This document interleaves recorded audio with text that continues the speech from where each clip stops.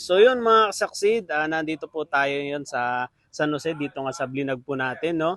At sa company po ng ano, All Certified Equipment Trading Corporation All Certified and Trading Trading Corporation Corporation. mga saksid. At kung mapapasin ninyo, i-review sa atin to ni Sir Aris. Aris, Ako po si Sir Aris ang farm ba sir or Service Manager. service manager mga saksid. So yun, unahin natin mga saksid, syempre ito sir, ano po ba tong unit na to sir?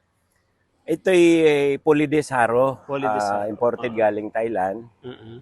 Ang trabaho nito, di ba merong tinatawag na trailing haro. Yes sir. Yung merong gulong, tapos may hydraulic ram na pagka nasa field, itataas niya yung gulong. Mm-mm. Tapos yung blade tatama sa lupa, pagkahatak ng traktora, magbubungkal na siya. Magbubungkal na siya. Ito, walang hydraulic, nakakabit lang sa 3-point linkage ng traktora, pero the same function. Minsan din, parang pwede mo rin siya gamitin as primary tillage. Imbes na plow, pwede rin siyang gamitin. Okay. Anong brand niya sir? Anong pangalan no? Ito, makita mo sa CMT. CMT. CMT. CMT brand. Ayun. Tapos ilang horsepower sir ang pwedeng makabit Itong dito size na to, match sa 50 horsepower. 50 horsepower. Pataas na. 50 horsepower Yes, pataas. pataas. Okay, Pero wag yung pinakamataas dahil hindi naman match. Di naman match. Sige sir. Tama So lang. dito naman tayo sir sa next. Okay. Apo, ito naman sir ay rotavator sir. Rotavator or in sa tamang terminology tinatawag na rotary tiller. Apo. Rotary cultivator kaya in short rotavator. Rotavator. Ito'y ang model nito, ang brand nito ay SIP. Model is SPA 195. SPA 195. Pag sinabing 195, ang width of cut niya nasa more or less 1.95 meters or 2 meters in 2 short. meters. Tapos match din siya sa 50 horsepower. Okay. Ang advantage nito over competitors, Apo. 54 blades. Okay. Sa ibang sir? Ilan sa ba? iba 48 lang. Okay, 48. So pagka i-compare mo yung resulta sa cultivation, mas pino, mas maayos. Mas pinus. Sa planting, mas pino, mas maganda. I see. So yun mga saksid, available din ang rotavator. So po, ang Boom sprayer. sige sir, yung boom sprayer sir. Itong boom sprayer, actually, iba-ibang modelo to. Itong modelo na dito is 200 liters capacity. Kung bilangin mo yung nozzle, 1, 2, 3, tatlo sa kaliwa, tatlo sa kanan. Kaya So, 6. Napupold din siya. Pagka during transport, pinupold. Pinopold siya. So, meron siyang pressure pump. PTO driven, wala lang yung propeller tinanggal na. Kasi akala ko uwi na eh. So, patatakbuhin itong pump nung galing sa power take-off ng traktora. So, pagka mag-spray, pagka-under niya, may pressure, meron siyang pressure gauge. Makikita mo dito yung pressure. Pagka nag-build up yung pressure, makikita mo, pwede na siyang magbubuga ng tubig. So, ginagamit to pag lalo na naka-match sa high clearance tractor. Pagka ganito nakataas yung mais, pwede ka pa rin pumasok sa maisan para mag-spray. Dahil naka-high clearance ka. Kahit ganyan nakataas yung mais, hindi tatamaan ng traktora. Ayun. Yun mo, mga saksid. Ilang liter sir yung nito, mga available sa iyo sir? Meron tayong 200 up to 500, 750 liters. Meron. 750 liters. Depende sa model. Na kayang-kaya. Ito sir, ilan yung capacity ng na tractor or na magbitbit sa kanya sir? Actually, kaya na to ng 50 pataas. 50 pataas. Itong kabitan is 90. 90. Dahil mayroon siyang high clearance, tires. tires. Yung niya mga kasaksid, tingnan niyo yung gulong niyo. Manipis. Hindi siya katulad sa iba na mga lalapad. Malalapad. So, manipis na matangkad. Manipis na matangkad. So yun, dito sir, sa isa naman po. Ito, ay gawa rin sa Thailand, Thailand. Opo. mechanical corn planter. Corn planter. Meron na siyang pag tanim mo, meron na siyang kasamang pag-apply ng abono. Opo. So, ito yung dalawang fertilizer tank. Tapos dito ilalagay yung apat na yan ay tangke ng binhi. Tangke ng binhi. So, habang nagtatanim siya, nag-a-apply ng fertilizer. Ang sikreto dito, ang fertilizer at saka yung seeds hindi dapat magkasama. Kasi kung magkasama sila, maapektuhan ng fertilizer si seeds. Hindi siya tutubo, masusunog siya.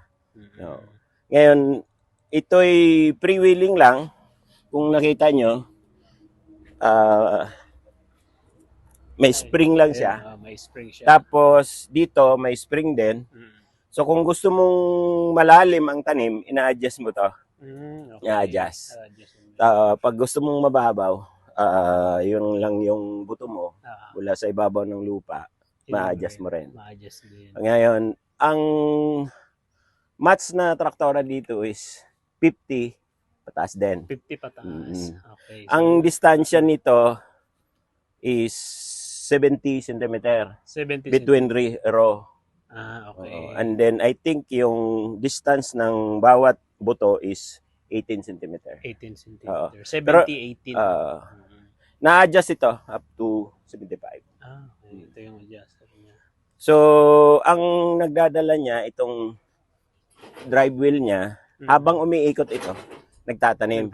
Kung napansin mo, wala siyang PTO, wala siyang power propeller galing sa power take-off ng traktora. So, ito lang yung habang umiikot ito, nagpapatak ng buto, nagbibigay ng abono. Basta ito umiikot, dire-diretso yung dire-diretso yan. So, ang importante, pagka magka-problema yung kadena mo, hindi na ito iikot, hindi na kasama yon, hindi na siya nagbibigay ng buto at saka abono. Okay. So, yun. Ang mahalaga dito, stainless. So, pag abono kasi, corrosive eh. So, when it comes sa warranty, sir, ilan may warranty ba siya? 1 year. 1 year warranty, mga kasaksid. Tapos, syempre, about sa price din, syempre, mag-direct message na lang kayo sa kanila. And then, may installment din, sir, no? Mapag-uusapan naman yan. Mapag-uusapan. Tapos, nagdi-deliver kayo sa buong Pilipinas, sir?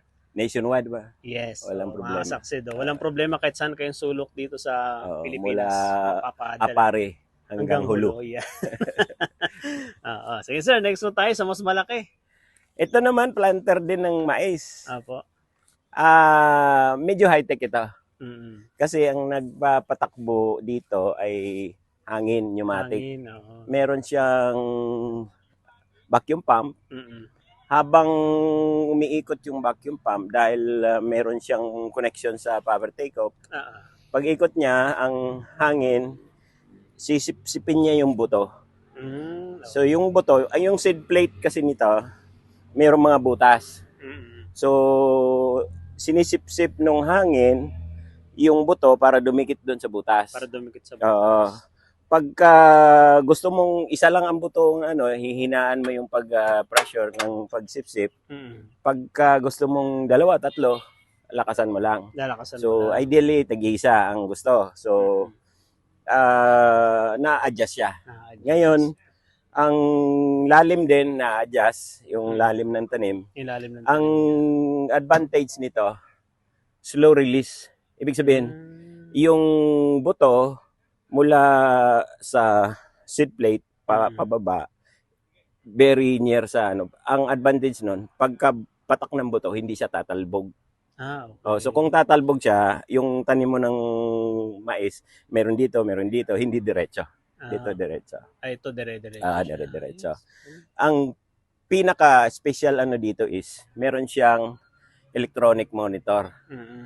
Ang ibig sabihin nun, halimbawa, nagtatanim ka, wala nang pumatak na buto dito sa ilalim.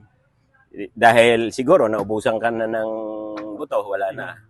Mag-a-alarm ngayon doon sa operator. Merong monitor doon na mag-a-alarm anong row number ang walang patak. So, okay. yun yung advantage. Oo. Kami lang yata, ito lang na brand ng kunang meron nito. Oo, kasi Na, importante din yun eh. Baka Oo. mamaya tanim ka ng tanim, wala pa. Wala Kaya na palang minsan laman. walang tumubo, wala na palang Wala. tanim. Wala na palang tanim. Ayun mga saksi, high-tech to na ano. From ano to sir, di ba? France. France. Made in France. Made in France siya. Ayan mga saksi. Tapos ito sir, yung ano naman. Ito naman, cultivator with fertilizer applicator. Opo. So, kung tumubo na yung mais mo, mga ganyan na katangkad, kailangan mong pagka madamo, kailangan mong i-cultivate yung in-between rows. Pwede mo siyang gamitin. So, habang kino-cultivate mo, nag-a-apply din siya ng abono. Ng abono. So, stainless steel din ang tangke natin para hindi kakalawangin. JCT brand. JCT. Gawa Thailand, din ng Thailand. Yan. From Thailand naman. Thailand.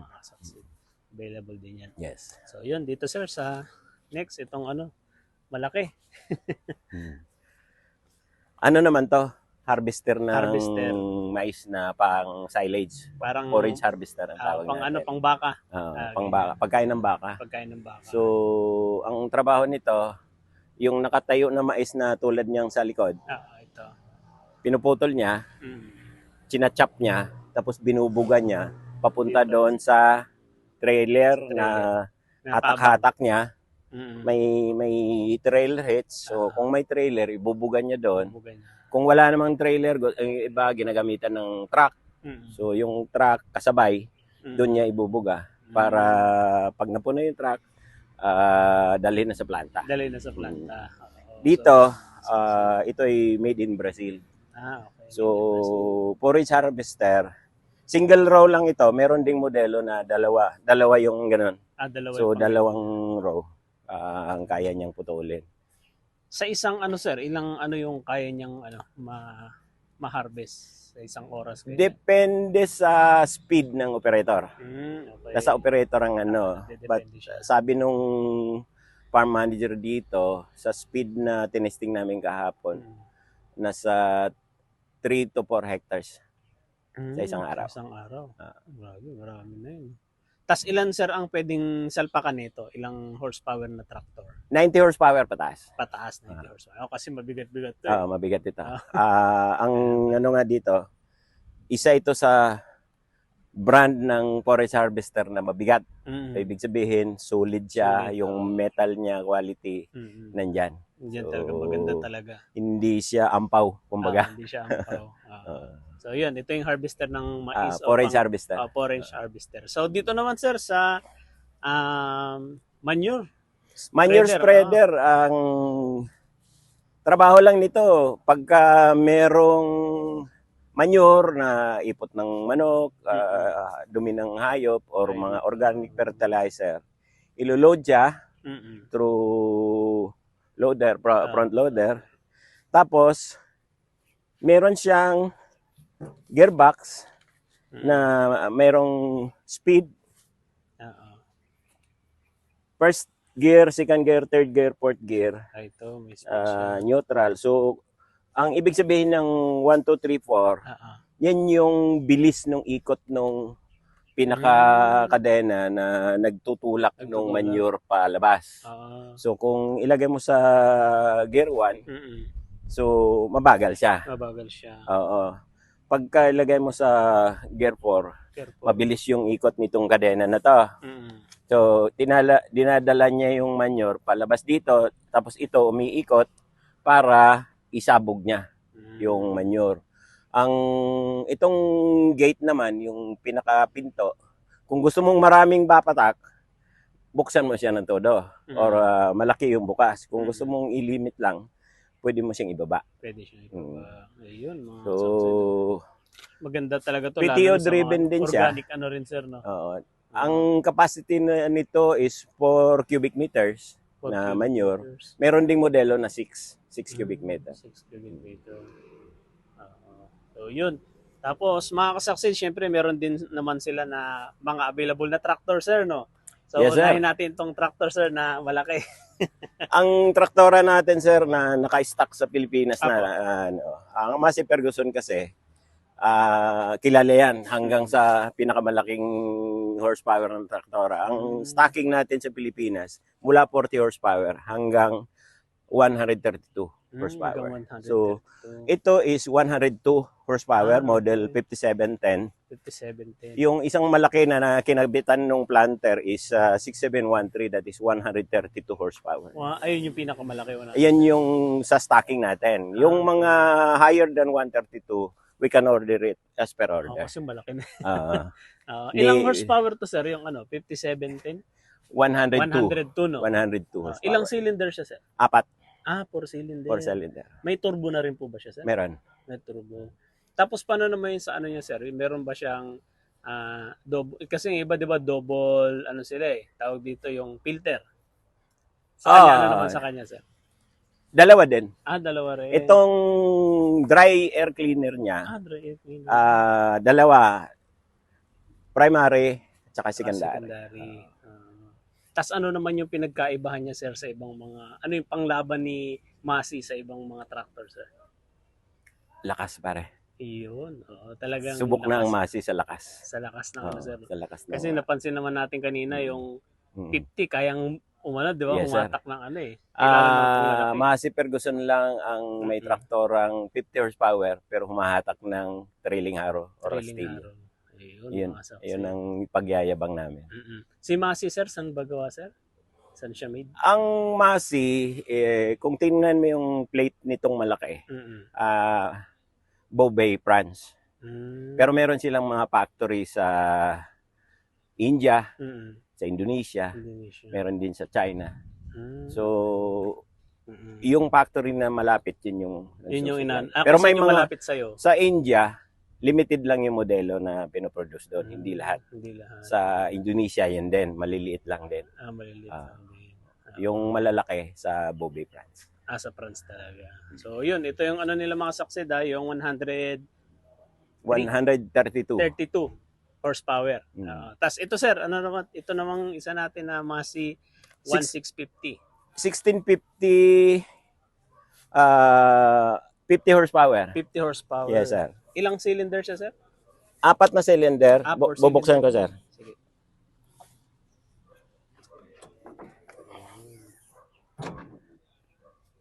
Dry air cleaner din, tulad nung isa. 4 cylinder, natural aspirated, walang turbo to. Pero direct injection. Direct injection. Okay. Tapos ano rin siya sir, no? Yung hindi ka na mahihirapan niliko, power steering na siya. Power steering lahat yan. Walang tsaka 4-wheel drive lahat yan. Lahat ng pinapasok namin na traktor ay 4-wheel drive. Dito sa modelo na to, kung makita mo, parang kotse na rin na meron siyang overflow coolant na clear, makita mo kung may laman o wala. Tapos meron siyang screen na hinahatag pagka may dumi, pwede mo siyang batakin, linisin.